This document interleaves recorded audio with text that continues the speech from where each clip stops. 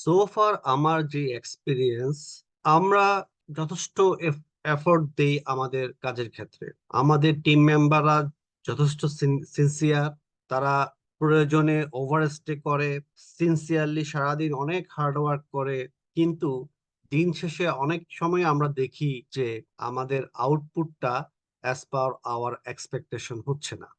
আমাদের এফিসিয়েন্সি বা এফেক্টিভনেস এর মধ্যে কিছুটা ঘাটতি পড়ে যাচ্ছে। তো এই জায়গা থেকে যদি বের হতে হয়, তাহলে আমাদেরকে কাজগুলোকে প্রায়োরিটাইজ করতে হবে। আমাদের যে ডেইলি কাজ আছে সেগুলোকে প্রায়োরিটাইজ করে তারপরে যদি আমরা কাজগুলোকে সম্পাদন করি, তাহলে দেখা যাবে আমাদের আউটপুট আগের চেয়ে অনেক ভালো হচ্ছে। তো এই ব্যাপারে যারা বিশেষজ্ঞ, তারা এই চারটা ভাগে ভাগ করেছেন কাজগুলোকে। সব কাজগুলোকে এই চারটা ভাগে ভাগ করা হয়েছে।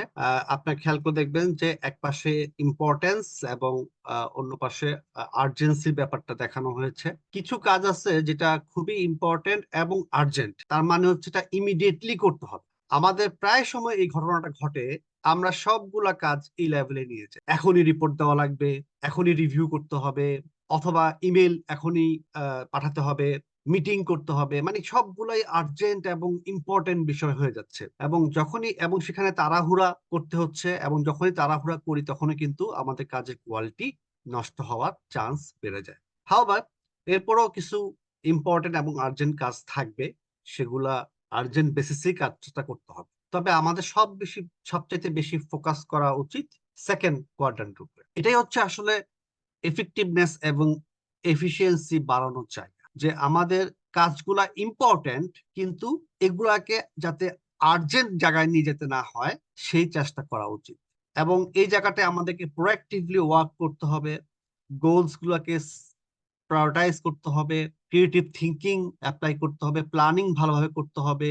হ্যাঁ, সো আমাদেরকে এমন ভাবে কাজ করতে হবে যাতে ইম্পর্টেন্ট কাজগুলা আমরা সময় মতো করতে পারি, এগুলো যাতে একদম 11th আওয়ারে আর্জেন্ট ম্যাটার হিসেবে না আসে। তো যদি এই উপরের দুইটা কোয়াড্রেন্টস কে যদি আমরা ঠিক করতে পারি, তাহলে আমাদের 80% কাজ বা 80% ভ্যালু কিন্তু এর মধ্য দিয়ে ক্রিয়েট করা সম্ভব। এরপরে কিছু কাজ আছে যেগুলা নট ইম্পর্টেন্ট বাট আর্জেন্ট। যেহেতু ইম্পর্টেন্ট না, সেটা আসলে আর্জেন্ট হওয়া সুযোগ খুবই কম, তারপরে হতে পারে আর্জেন্ট, যে আপনার একটা হয়তো ফোন কল রিসিভ করতে হতে পারে এখন। হ্যাঁ, কিন্তু ইম্পর্টেন্ট ফোন কল না, কিন্তু রিসিভ করাটা আর্জেন্ট হতে পারে। সেক্ষেত্রে আপনার যদি অন্য উপরের দুইটা কোয়াড্রেন্টের কাজ না থাকে, সেক্ষেত্রে আপনি এই 3 নম্বর জায়গায় ফোকাস করতে পারেন। তবে এই জিনিসগুলাই কিন্তু আমাদের উপরের কাজগুলাকে ডিস্ট্রাক্ট করে। যেরকম আমরা অনেক সময় কাজের মাঝখানে ইয়ে করি, ইমেল চেক করি অথবা ফোন কল রিসিভ করি, যেটা হয়তো একটু পরে করলেও হয়। হ্যাঁ, যেহেতু যেহেতু ইম্পর্টেন্ট না, সেই জিনিসগুলো একটু খেয়াল রাখা। 4 নম্বর যে কোয়াড্রেন্টে আছে, এটা আসলে টোটাল ওয়েস্ট অফ টাইম।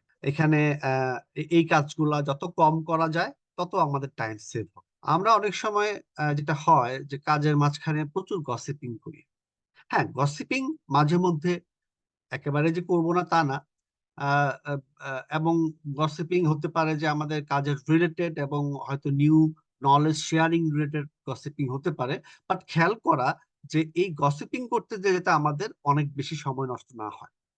আবার অনেক সময় আমরা কাজের বাইরে যেও প্রচুর গসিপিং করি। সেটা মাঝে মধ্যে রিফ্রেশমেন্ট আকারে করা যেতে পারে, বাট খুব কেয়ারফুলি এটাকে মনিটর করতে হবে যাতে গসিপিং এর জায়গায় আমাদের সময়টা বেশি নষ্ট না হয়। সিমিলারলি কিছু ট্রাইভাল ওয়ার্ক থাকে, কিছু কাজ আছে যেগুলো আপনি অ্যাভয়েড করতে পারেন। আননেসেসারি নেগেটিভ থিঙ্কিং অ্যাভয়েড করতে পারেন। টেলিভিশন, ইন্টারনেট বলতে আসলে সোশ্যাল মিডিয়াতে আমরা অনেক সময় অনেক বেশি সময় নষ্ট করে ফেলি, সেগুলা যাতে করতে না হয়। তো যদি আমরা এইভাবে কাজগুলোকে ভাগ করতে পারি, এবং স্পেশালি উপরের দুইটা, নেসেসিটি এবং ইফেক্টিভনেস, স্পেশালি এই কোয়াড্রেন্ট নাম্বার 2-তে যেটা আছে, আহ, সেই কাজগুলো যাতে আর্জেন্টের পর্যায়ে না পৌঁছে যায়, সেটা যদি আমরা করতে পারি, তাহলে আমরা আমাদের যে সময় আমরা কাজ করি এর থেকে অনেক কম সময়ে আমরা অনেক বেশি ভ্যালু ক্রিয়েট করতে পারবো এবং অনেক বেশি বেটার কোয়ালিটি আউটপুট বের করতে পারবো। সো এটা, তবে এই জিনিসটা জাস্ট খালি মাথায় মাথায় করলে হবে না, এটা একটা প্র্যাকটিসের মধ্যে আনতে হবে। প্রতিদিন সকালে যদি আপনি কাজ শুরু করার আগে আপনার কাজগুলোকে যদি এই 4টা কোয়াড্রেন্টের মধ্যে ভাগ করে ফেলতে পারেন, তাহলে আহ, আপনি কিন্তু তখন বুঝবেন যে কোনটা আপনার প্রায়োরিটি, কোন কাজটা আপনার আগে করতে হবে, কোন কাজটা পরে করতে হবে, কোনটা আপনার টাইম নষ্ট করতেছে, কোনটা আসলে এখন না করলেও চলবে। এই জিনিসগুলো যদি আপনি করে ফেলতে পারেন, তাহলে দেখবেন যে আপনি অনেক বেশি টাইম ম্যানেজমেন্ট করতে পারতেছেন এবং আপনার লাইফটা অনেক ইজি হবে।